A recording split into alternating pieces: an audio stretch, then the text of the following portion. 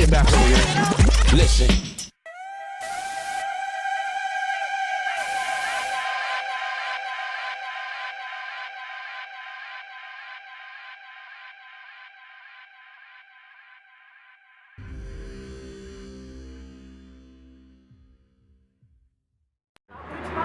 Yo, what up? This is DJ Psychomantis and I'm here to present another VisionBombing exclusive. I'm right here in Camden Town checking out an exclusive interview with Deadprez by my main man, Mr Dex. Check it out, yo. Oh yeah. I testify to that shit. Jazz Cafe London, let the church say amen.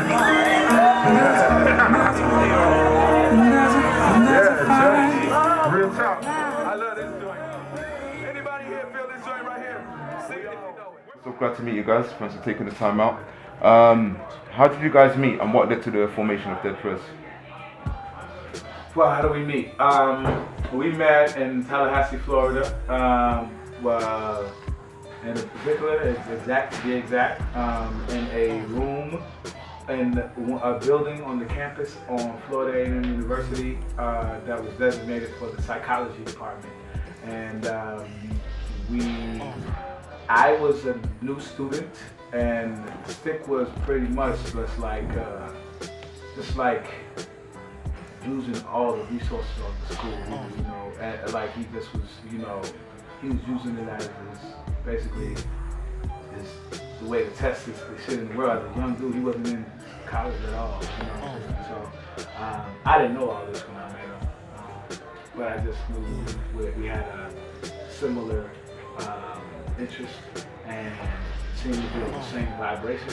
And we met during the conversation where, you know, not surprisingly at all, you know, there was some really brilliant brothers who were studying Africa from a crazy point of view. You know, this brother named Fatah and these other brothers who put together this kind of meeting, a club, a meeting that was discussing, like, you know, black psychology.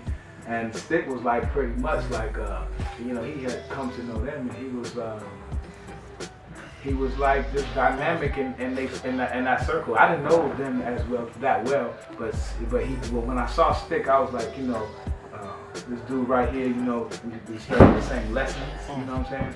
And then when I just, you know, generally just was like, what's up, you know what I'm saying? And from there, we built a kinship or brotherhood, just being there, sharing information on, you know, on that daily basis. I felt like an outcast because I come to pretty much a city that was, you know, was the smallest city I'd ever lived in, you know, and I've been through little towns, but, you know, there was hardly any culture that I could relate to, you know, at all. There was plenty of culture, but I just didn't know how to relate to it coming from, like, you know, the north environment, and like, you know, but that was some of the things that had me open about Stick, is that his mom too was open to that, and I had been coached to believe that you know, brothers in Florida was not open to like certain kind of information, and you know, but like I said, I got a rude awakening, and part of that was me and Stick, you know, who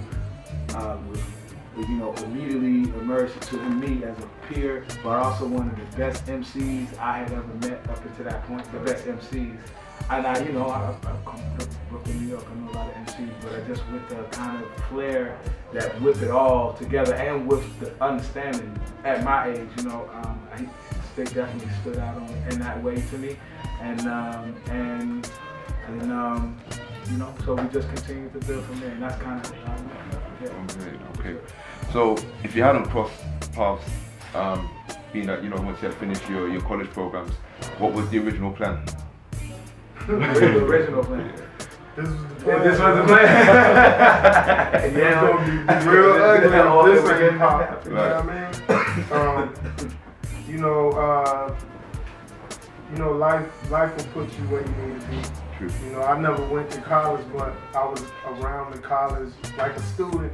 You know, eating free food and stealing the books and shit. And I met my partner, you know what I mean, for life. You know, we moved from that space to New York, to Brooklyn, you know what I mean, and the things we had learned from that community, you know, we brought to Brooklyn. And Brooklyn said, let me give you another education, you know what I mean, and we had a goal to, Mobb Deep was popping at the time, Infamous was just out, Wu-Tang, you know, that era.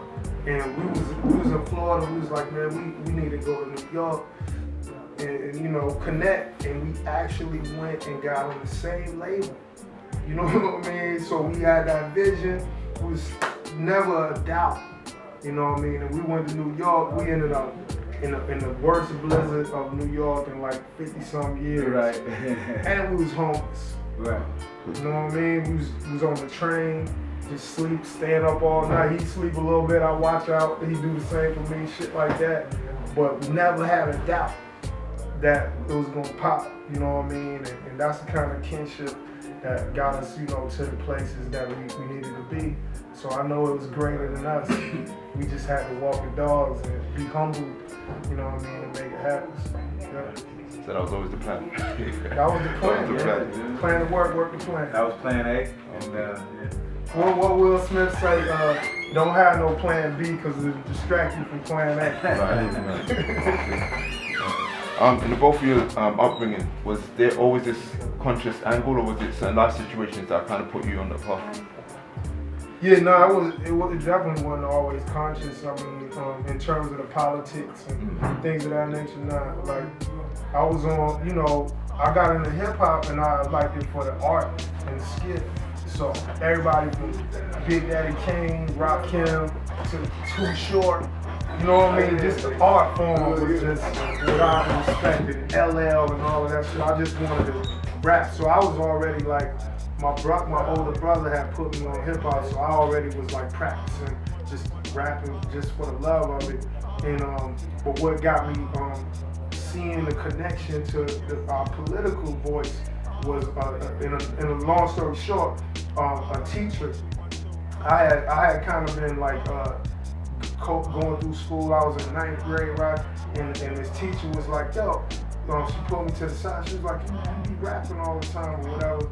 Why don't you write something for Black History Month, right? I was like, what's Black History Month?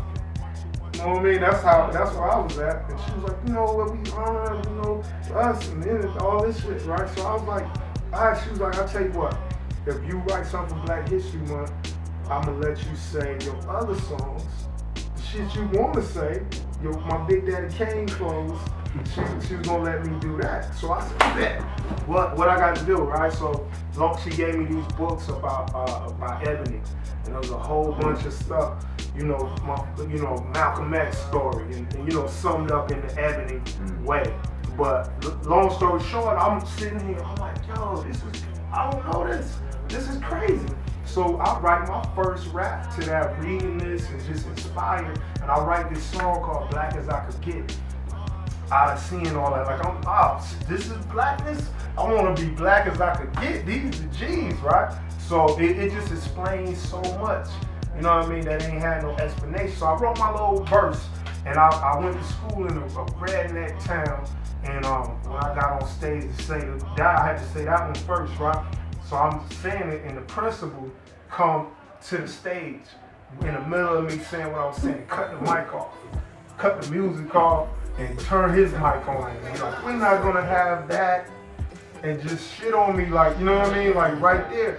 And so the audience, the students was like, hold up, son was dropping it, man, and you hating. So next thing I know, man, it was a full-blown rebellion with the students. Everybody was up in the auditorium, chairs was getting mangled, white boys was getting punched in the face, windows was getting broke and all this. So we got into melee, and I went to my art class. I like art. I didn't really like nothing else, but I like art. So after we got in our little funk, I went to class, like, you know what I mean? And then my boy Johnny Jones came and was like, yo, maybe like 20, 30 minutes later, he came to the class. He was like, yo, your mama here. And I was like, what? I went to the front of the school in the news, TV, the Nation of Islam, churches, all kind of people had came to the school, like just that quick. And to make a long story short, that battle for our right for self-expression, and all of those community members that kind of took me under their wing, and because it wasn't really about me, but it just tipping point, And so I got that tutelage from the Nation of Islam and all the OGs that knew about the struggle. And from there, I can't turn my back on, what it's really about. So that's from there, that's all, Great story, right?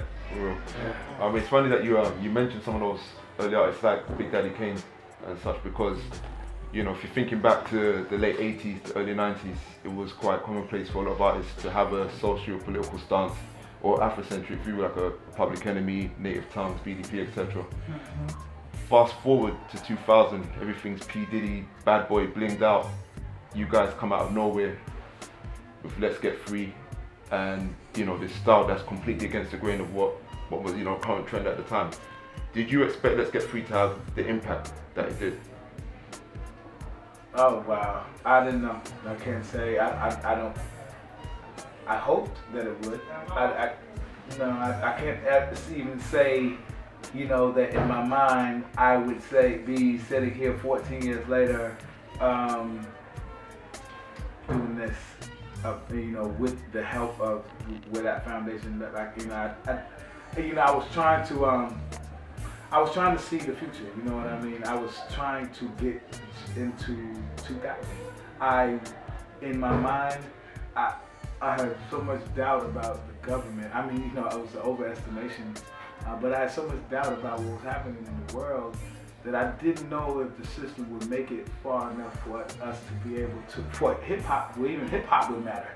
It would matter in my own world, but on the list of priorities and things in the world, it would seem like things like water and food and survival would be pushed up there, and frivolous shit like hip hop would just be what you talking about, So, but I really, this was actually part. It sounds really crazy, and maybe I'm just extreme, but it really was part of my psyche around making this album. Around the time that it happened. Now, when I looked up in 2000, and we were still here, and it kept going, we began to more guide our vision more. Let's Get Free was the beginning, but then RBG was like, okay, that didn't quite hit the mark because, there's so many things at play. There's huge record label ambitions that have nothing to do with your agenda at all. You know what I'm saying? They're like, we just want to push some records, so you go on tour, the Warped Tour, the Vans Tour, and the Lollapalooza, and then we miss all of our community going around trying to sell a record. And which I understand why they wanted to sell a record, but at the same time, the aim of what we were talking about was to get through to a community we felt kind of could relate to that and needed to hear on the same level that you hear Wu-Tang and Mobb Deep, in a fly way, So we've been molding it since then. So I don't know. Like I said, to not be long-winded, I can't directly say that I knew where it would be, where things would be today. Okay. And off that very album, the lead single, Hip Hop, in my opinion, one of the most important as well as biggest hip hop records in the last 14 years. Any truth in it that Kanye played a hand in the production on that? Or inaccurate? That's a urban myth. Yeah, I want to clear that up. Go high, say it high, go high, it's bigger than hell. What? Kanye produced the remix, right? Which is included on the same album. Right. Yeah. It's called Still Bigger Than Hip Hop. Yeah. It's the remix on. Prior to this, Right. Kanye made that joint, Right. but no, they produced that. yeah, I produced that in playing around. That was if you notice, it don't really sound like nothing else on the album, and it was towards the end of the album that I like to try to make this like mindset, but then we go over here, and then you go here, and then be healthy. and try to make a whole meal, right? Some peas, you know what I mean, some rice, you know, and not a whole plate of peas, you know what I mean? So hip hop was like, to me, was like the cupcake. You know what I mean? It's like we might or might not eat no cupcake, but I made one. So, and it was a joke. Like I made the beat, the bass line real fast and put the drum, and then the homies came in deep, and I was like, yo, check this shit out, you know, and I was just playing, and then the homies was like, hey, it's crazy, right? And I was like, word, no, man, come on, it's just a bass line. I ain't even got no change of the music or nothing.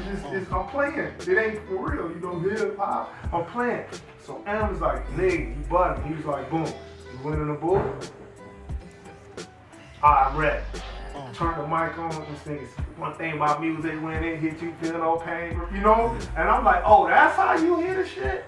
You know what I mean? So I was like, oh. So I had to like soak it up for a minute. And then once he said that, I was like, man, what the fuck I'm gonna say on this? You know, he killed it. Like, this was my man from day one, but I was like, man, it's like I heard this song, you know, like people heard it when he did that, you know, and then I had to write my part, you know what I mean? So he just painted the picture, you know what I mean? And so sometimes, you know, that's how shit come, you know. Then as we were working on the album from there, you know, the label and all that was like, that's the one, and yada yada, which I could not believe that we met Kanye. Because M always got his finger on the pulse. He always got the new artist that's coming up. He like, yo, my man, he everywhere. This dude is everywhere. So he had already had Kanye demos and shit. And then, you know, Kanye was like, I want to work with y'all. And so we had some very important sessions with Kanye in terms of his strategy. And he would, you know, we would talk and build. He would come from Rockefeller in our office in studio, and he would come to our sessions. And he would go back and come, and he would be like, yo, I like what they doing, but I like what y'all doing. And I'm gonna do that, you know, but I'm gonna do it a certain way, you know. So in the formation of what he was doing, we was building, and but yeah, we liked Kanye at that time because he believed in himself. He was very confident. He had good music, of course, but he wanted to come and he wanted to build a song with you. He don't just give you a beat. You know what I mean? Like, we do something, you know, he got a hook, you know, he got all kind of stuff that he brings to the table. So, you know, I mean, Kanye is, I mean, he, from that time, to me, he's improved like 1 billion watts. You know what I mean? And we thought he was dope then, so, you know, it's good shit. And then like 2 years later, you know, you tell us to turn off our radios. So what's your take, you know, on the current state of radio and how significant do you think radio is or should be today? Well, radio, the concept of conventional radio and bandwidth being a way to communicate with people is becoming more and more antiquated by the day. It's still, because it's the main propaganda wing of all government, you know what I mean, is to use radio frequency to communicate the basic messages of, you know, whatever. And obviously it's consumerism for the most part, but it is even some subliminal messages that they get us to communicate, you know, get people to do little silly shit like vote and you know, drink Coke or whatever they do. So I think radio still has a really strong, old school stronghold on our community, and we have been fighting that kind of hegemony over our eardrums for a long time. Like, we need space for other shit, and a lot of times, you know, we can't blame ourselves. We say, you know, that's why we wanted to empower ourselves enough to say, look, there's something that you can do. You can turn it off. And that will give your brain enough space to think about other things in between, because without that, you know, like, they've done scientific tests about how radio programming is. That's why I'm a song Radio Freak. You know, you say radio programming is a figure of speech, but don't sleep, you're a radio freak. And it wasn't, you know what I mean, not to cut your wisdom, it wasn't no new thing, you know what I mean. Ice Cube already turned off the radio, you know what I mean, and hell yeah, you know, and taking back the power, right, to say what this is, you know what I mean, and every so often, you know what I mean, the culture get back in charge of itself. You know what I mean? And then it go. So at that point, everything was soft and smooth and all that shit. And Ice Cube was like, fuck that, man. Shit is real out here. Nigga got a bag on the ground. You know what I mean? And turn that bullshit off. You know what I mean? So in this same thing, you know what I mean? We came along and we said, you know what? Turn off this motherfucking radio again. You know what I mean? Put it back in perspective. But I want to say that never did we have animosity, right, to some of the things that's on the radio, you know, to Puffy, or, you know, we thought Puffy was doing great things for the culture as far as the quality of music and bridging the old school with the new and Biggie, and come on, you know what I mean? Besides music, you've obviously branched out into other areas, film, documentary, writing, workout album. How important has diversifying been to the Deadprez brand? It's everything. I mean, we are everything. We are our complete culture. You know what I'm saying? Music is just one expression of how that happens. So, you know, we've learned from people like Russell Simmons and some people who have, you know, sometimes even been complete avaricious businessmen. It's different, you know, when you are a capitalist, because it is part of the nature of living in Britain or America. But then there's some who are like super capitalists, you know, and who have studied, you know, the likes of those people. But I gotta say, like, you know, being able to have a brand that reaches into your house and your community and affects you from the way you teach your children all the way to the way you eat is important, because it makes sure that you build things that stay. You know, it's not just a song for the moment. You know, so yeah, pretty much in the fashion as well. You know, I mean, part of our cultural understanding the way, you know, things work, and we building all of those things, you know, to work in tandem right now. The music works with the lifestyle, works with what you wear, and lifestyle works with all that. You know what I'm saying? Yes, it's a new day for the music, man. A revolution happened, you know, in technology, you know what I mean, in access. That's real. Like, you know, when we was first doing music, you had to have $20,000 to get in the studio. Big ass 2-inch tapes and all of these things that there was a monopoly on. You gotta have some bread, you know what I mean? And so it was a dividing line between the raw material, the human capital, right?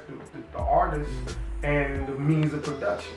You know what I mean? But the revolution of the internet and Pro Tools and pretty much the scientists and engineers who figured out how to get information squeezed in smaller places, right? And how they David Byrne talks about in his book how music works, how they Sony and all of them created the digital media, you know what I mean, and how, you know, all of those things allow a revolution to happen that I think was as big as the Industrial Revolution as it relates to art and media and communication. So now you got the average person, you know what I mean, you got a studio on your phone, right? You know what I mean, good mics and shit. You know, you got photo shoot on Instagram. You know what I mean? It's a whole nother ball game now.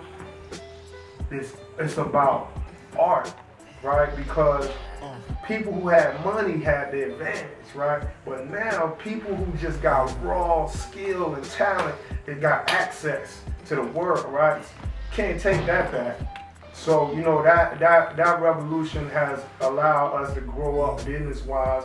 A lot of the rappers from Master P, 50 Cent, the Jay-Z's taught our hip-hop school about business, right? And applying them principles in marketing and branding, owning, and these type of things. And we had that education in the 90s and all that, in the early 2000s, and then this revolution came and said, now you know, you done learned, you done seen what a boss is, you done seen all that, boom. And you got access to do you. So the game is undergoing a revolution. We ain't even fully there to see what it's gonna be. But you've seen that the whole music industry done got destabilized. And it don't, and the radio can't dictate what's popping and what's hot no more. Cause you could go find what you want for your interest. So we reshaping it, and it has to fit us. And that's a good seat to be in, man. You know, if you got some talent, you know what I mean? With that said, one last question. What is it that you know the fans can expect from Deadprez, you know, in times to come? Learning and growing, changing, continual. You know, we students of life in the world, and we learning how to integrate and that more and more into everything that we do, and just having fun with it. You know, having fun with it, being a human being. You know, being a real whole human being, so that people can be inspired to be their own, be human beings ourselves, and not robots, and not clones, or not anything. And that right there is going to be something that's going to be a revolutionary tool. You know, when we act according to our inner thoughts and not outer, you know, stimulation.